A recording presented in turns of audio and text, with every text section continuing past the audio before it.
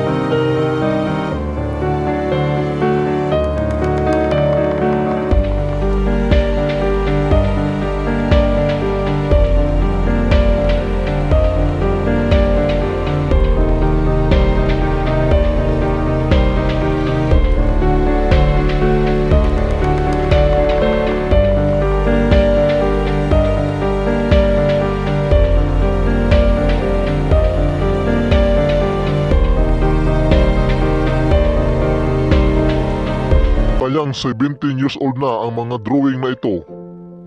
Upang maprotektahan ito sa mga turista, ipinagbabawal ang publiko na puntahan ito.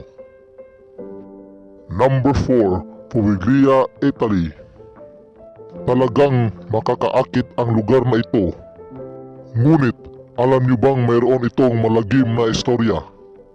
Noong kumalat ang bubonic plague sa Italy, ang libu-libong tao, karamihan sa kanila ay dito na rin pumanaw. Hanggang ngayon, makikita pa rin ang mga buto nila dito. Number 5, Famagusta, Cyprus. Noong 1960s, ang Famagusta ang isa sa mga top tourist destination sa buong mundo. Maging ang aktres na si Elizabeth Taylor ay mahilig magbakasyon dito. Ngunit matapos sakupin ng Turkey ang Cyprus, naging ghost town na ang coastal city na ito. Hanggang ngayon ay hindi na ito muling naayos pa. Ano ang masabi nyo sa mga kwentong ito? Mas mabuti nang mag-subscribe at mag-comment na kayo. At huwag kalimutan na mag-like and share para updated kayo sa mga bagong video na aking i-upload. Maraming salamat.